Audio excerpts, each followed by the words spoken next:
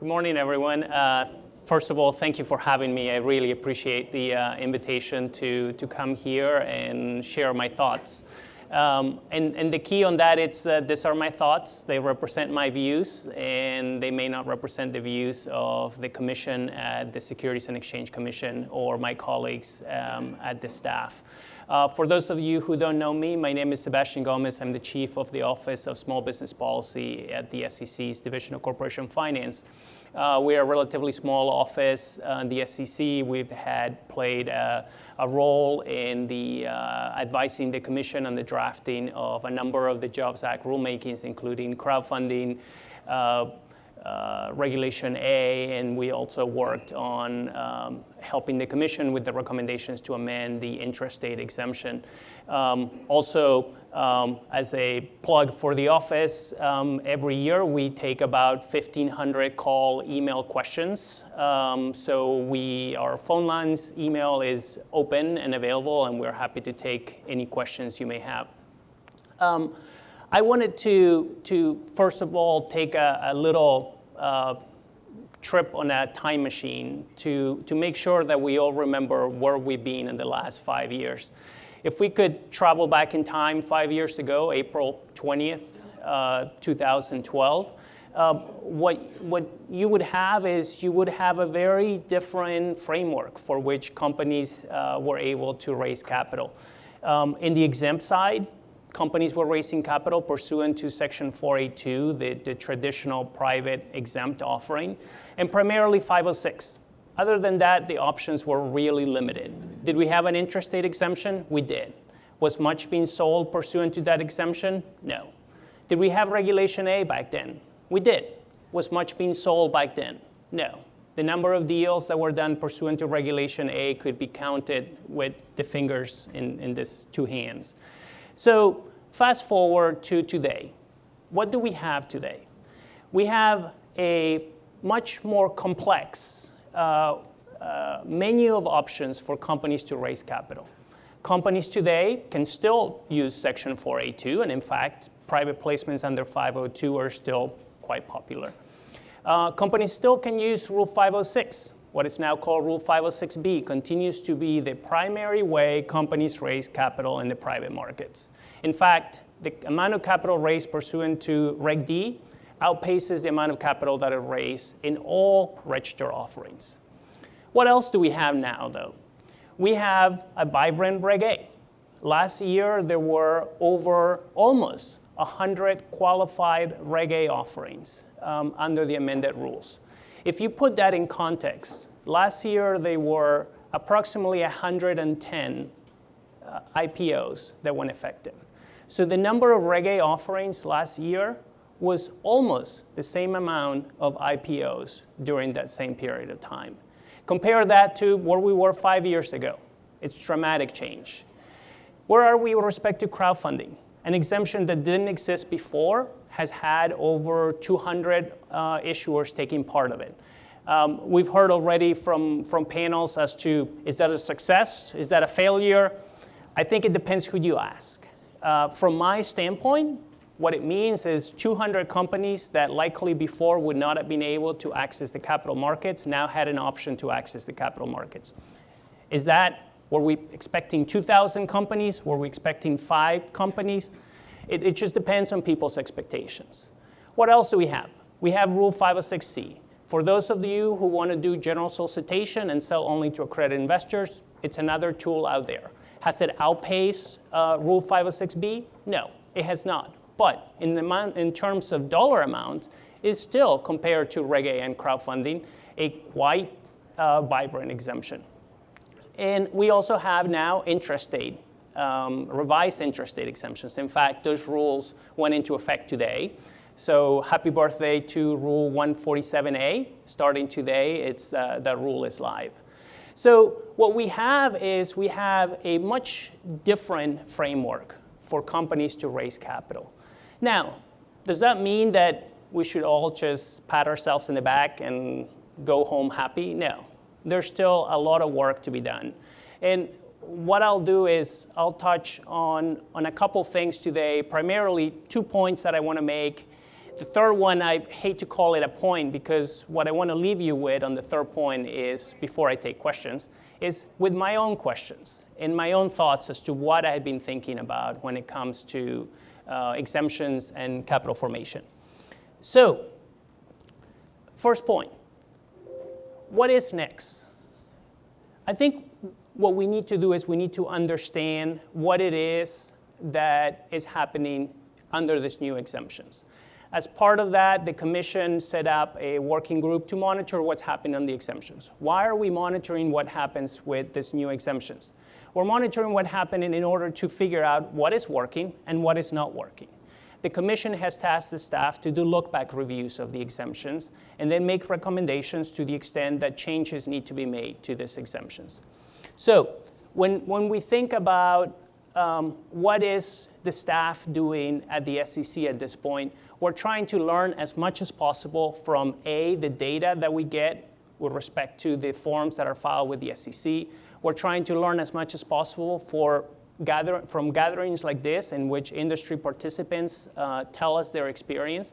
We're trying to learn from people who call us informally and just express to us what is positive and what potentially needs to be changed.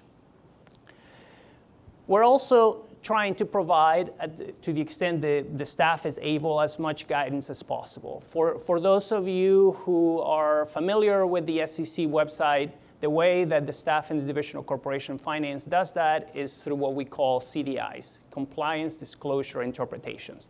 In essence, what there are Q&As. When people call us with a question and we look at it and we are like, that is a great question, and we think other people are going to have those questions as well, then what we do is we draft what the answer to that question is going to be, and we post it on our website.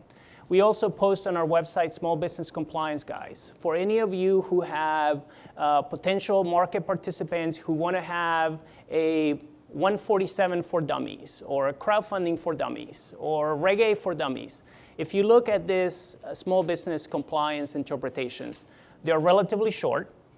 And they provide a basic description of what are the parameters of the exemption. Are they a replacement for the rules? No. But for someone who's just trying to understand from the standpoint of a business what may be the best path for them, it may be a good starting point before they decide whether they need to reach out to counsel and try to get additionally more experienced help in order to pursue whichever exemption they think works best for them. We're also trying to share as much data as possible, because we think that it's important for all of us to understand what it is that we're seeing in these markets. In light of that, our economists are constantly monitoring what's happening with the exemptions. Earlier this year, they put out what they call white papers, which is reports as to what they're seeing based on the data that gets filed with the SEC. There's a wealth of information in those reports, information about the types of companies that are using Reg A, the type of companies that are using crowdfunding, how much has been filed with the SEC, how much has been reported to be sold. Interesting to me, just to give you a couple factoids out of that. When it comes to crowdfunding, most of these companies have not relied on another exemption that requires a filing with the SEC before they enter crowdfunding. I think that's something that we all expected, but it's just reaffirmation that that's the case. We're dealing with very small companies. For many of them, it's the first time they're going through a formal process of dealing with the SEC.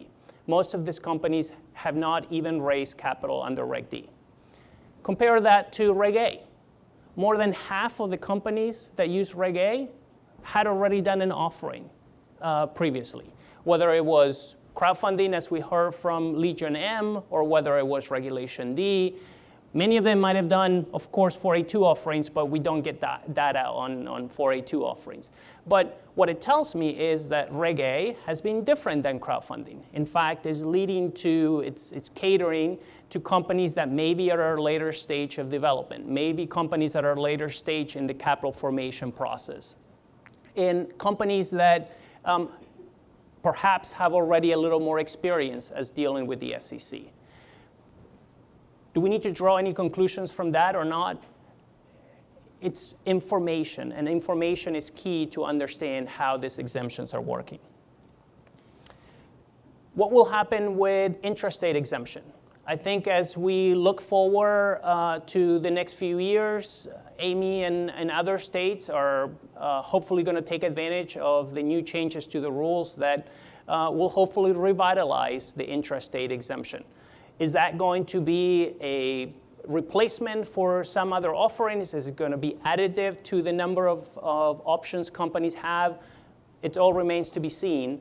But it's yet one more option that potential companies have for raising capital. So that brings me to my second point, education. We talk about education in some of the panel, in the previous panel before.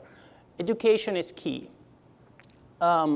When we do outreach events, a lot of the people who are entrepreneurs thinking of raising capital, they have no idea about the difference between Regulation D, 506, 506B, Rule 147, Reg crowdfunding, Reg A. And the reality is they don't care. They need money, and they're trying to understand what is the best way to get to that capital. I think education is key in a number of respects. Education is key when it comes to market participants. All of you who are either attorneys, lawyers, funding portals, to make sure that you keep in mind that you're constantly also serving that role of educating the market as to what the options are. Education is also key with respect to issuers. A lot of the issuers, as I mentioned, have not had experience with the federal securities laws. And they need to understand that unlike going through a bank and taking a loan and agreeing just to the terms of the loan, raising capital in the form of equities imposes a brand new set of responsibilities. It brings on a whole new set of stakeholders who are going to want answers to their questions and so on. Finally, we need to also educate investors, because without investors knowing that there's opportunities for them to invest in these companies, they're not going to come to the market. And therefore, if they're not coming to the market, the companies are not going to get the capital. So education is key among all of these different stakeholders. And I think I'm not going to claim that we have the silver bullet on that, but I think all of us, including the SEC, has a role to play when it comes to education. Third point, I purposely left my remarks short so that I could take questions. I actually enjoy taking questions more than anything when I do the speaking events. But the third point is more than anything to give you an insight as to what I'm thinking about, what crosses my mind all the time. And it's mostly questions. It's mostly questions as to what else needs to be done. If you look at it from the standpoint of a continuum for capital formation for companies, are we actually, with what we have right now, satisfying the needs of all the companies at all different levels? If a company is looking to raise $250,000 in the form of a loan, and it can't get that loan from a bank, do the current capital formation options that we have provide options for that company to go and get that loan from investors?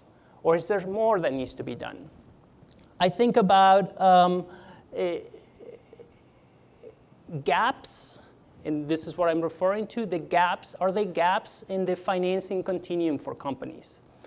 Are there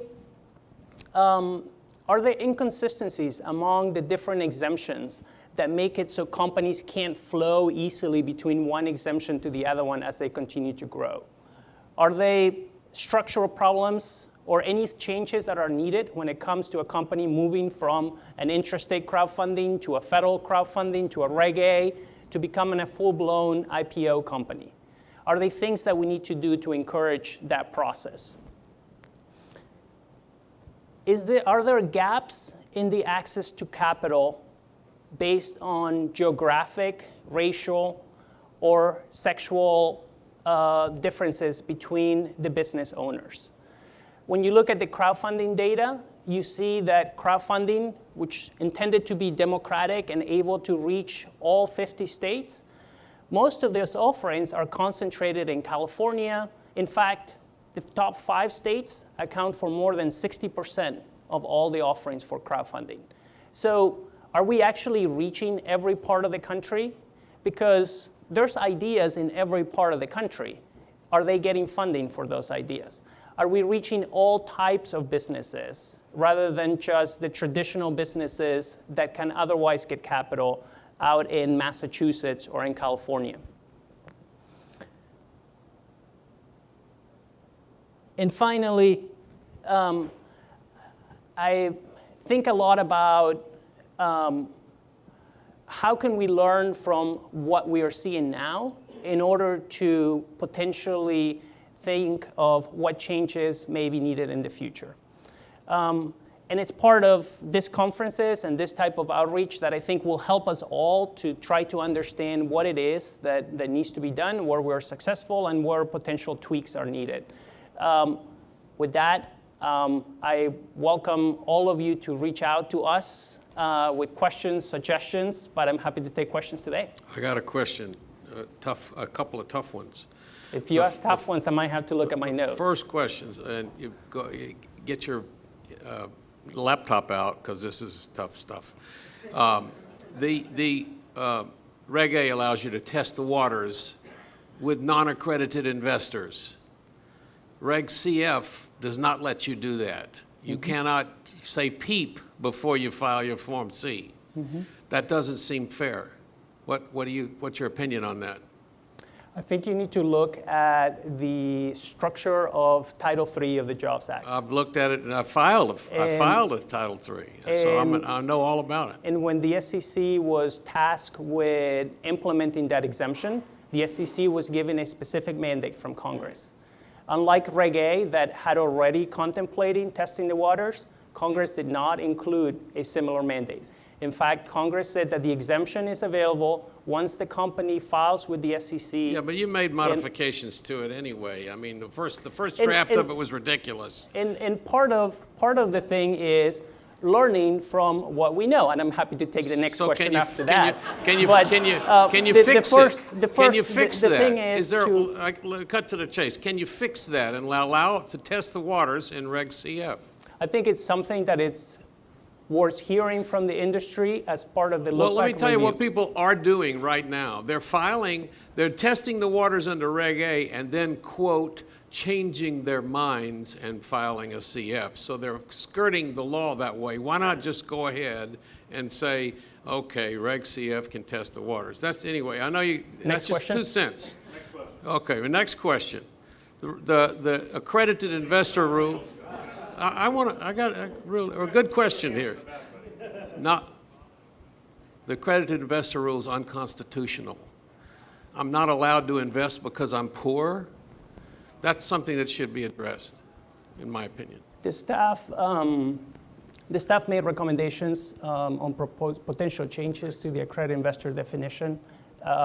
It's something that Acting Chairman Pivovar has spoken about, and I think it's a topic that he has been interested in. The staff already presented their views, recommending that there should be ways to look beyond income and net worth to measure sophistication.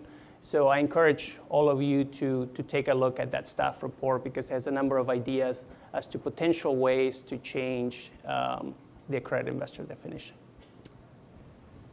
The last panel noted that there are, I don't know how many thousand investors so far under regulation, crowdfunding, and Reg A.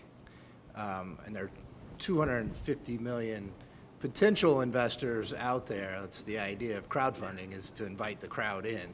And you talked a bit about investor education. What's your vision of how investor education will roll out so that the general population will know more about, can learn more about, and have easier access to crowdfund offerings? It's a great question, and part of what surprises me the most is that we all tend to live in this universe in which we're all very familiar with crowdfunding. We're all very familiar with Reg A. But every time I go and see my in-laws, they have no idea what crowdfunding is, what Reg A is. And they are part of my family. And I think the same is true for all of you. You have your own family members who have no idea what this is. There's a number of challenges when it comes to crowdfunding, not to crowdfunding, to education itself. Our investor advocate had done some research, and the reality is when you look at most of the population in the United States, most of the population doesn't have any savings. Needless to say, most of the population doesn't have any money to actually be investing in companies. So query whether, even though there's hundreds of millions of people in the United States, whether there's actually hundreds of millions of investors. The key is, how do we reach to those who actually want to invest, have the capability to invest, but are not aware of what their options are? And I don't have a silver bullet. We do outreach to businesses, we do outreach to the industry, we do outreach to through different channels. The question is, how do we get to the actual population who are interested and able to invest?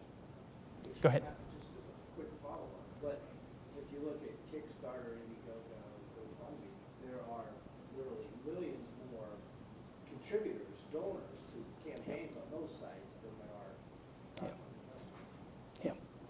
Question, and preface this right here. Preface this by, I understand that these are your opinions and you cannot speak definitively. Given the history we have now, although limited, with the different regulations, and we've seen how the rules have been adopted and used for capital formation, the successes, the failures, in some cases some violations. There is a lot of legislation trying to work its way through Congress. Regardless of that, what might we expect, or what could we hope for from the SEC in terms of tweaks to the rules, things that you have leeway on that aren't just directly congressionally mandated or by the act, but what kinds of changes might we as an industry hope for in the future out of the SEC to tweak the rules and try to, in response to what we've seen so far? Scott, and when I give my standard disclaimer, there's a key reason for this standard disclaimer, and that is that the staff doesn't control the agenda of the commission. In fact, the chairman of the SEC controls what the agenda is. We have a nominee for chairman of the SEC who has gone through committee, but it still has not been confirmed. So in many ways, I think the answer to your question will depend on what are the priorities of the chairman and the agenda that that chairman will have. From the things that I look at are in the context of crowdfunding and in the context of Reg A. When you look at the releases, there's a number of areas in which the commission previously said, we note that people had this comment. We think that it's worth considering, but at this point, we are making already significant changes to the 33 acts, and therefore we want to see how it works before we consider whether additional changes are needed. That language shows up in multiple places in recent releases. If you look at the releases as well, it has the look-back requirements. And the look-back requirements, the commission specifically identifies areas in which it's looking at potential ways in which the staff needs to look back at the exemption and how it's working. I think those will give you ideas of things the commission might have been thinking at that point as to areas in which it wanted to know more about what's happening. So that's with respect to those exemptions. More broadly, the accredited investor definition. The staff put out a report, and there's been a lot of commentary with respect to the accredited investor definition as to what could or potentially could be done with respect to that exemption. I think a lot about that. I think a lot about, as I said, how the different exemptions work with each other, and maybe not because of specific things about crowdfunding and Reg A, but whether we have the right ecosystem on the exempted side. And finally, I don't think we should forget about the reporting companies, because I think all of those companies that start with a tiny little Reg A offering, at some point, they could potentially become reporting companies. And I think it's important to think at a number of issues as those companies grow. Liquidity for secondary trading. I think it's important for investors to have liquidity in the shares. What more can be done to promote liquidity for those companies? And then what more can be done to streamline the process for the companies to become public? I'm sorry, less of a question than really a thank you to you and the commission as you talk about the time capsule and going back and the very beginnings of CFRA and CIPA. You guys have been awesomely engaging through the rulemaking process, and I think we owe you all a thank you because you've truly been a steadfast champion of the space, and I think we've all grown together, and as a result of the trials and tribulations, lots of the conversation, and I know firsthand you truly mean it when you say call or send an email, and I think that's really produced a great outcome, and I think we all recognize this is still iterating, and if we continue to work together as the organizations themselves and the community, we're going to continue to have a much better outcome. So on behalf of everybody, we owe you a round of applause, and thank you. Thank you. He literally took the words out of my mouth, so no.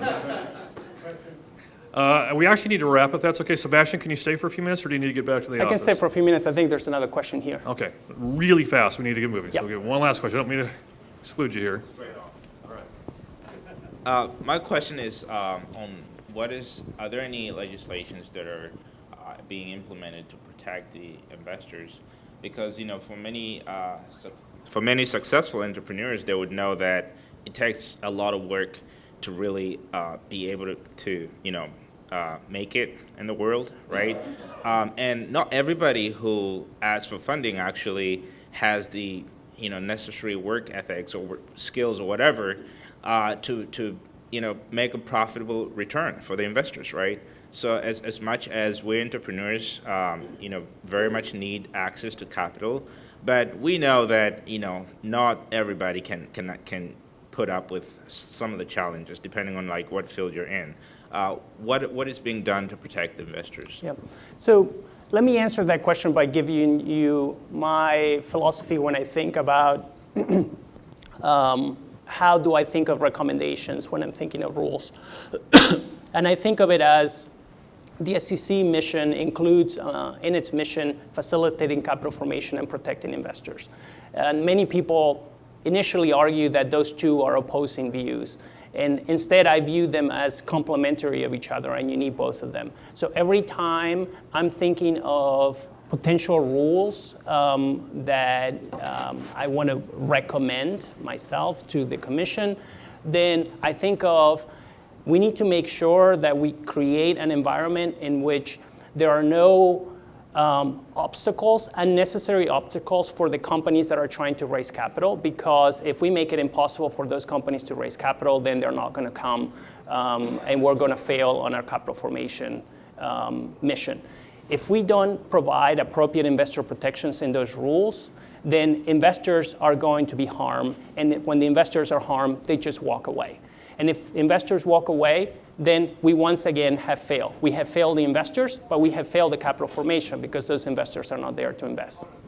So whenever you look at any of the rulemakings that the commission puts out, I think what you see is that lens, trying to see every rule from the standpoint of how can we facilitate capital formation while protecting investors, because the two are essential for each other.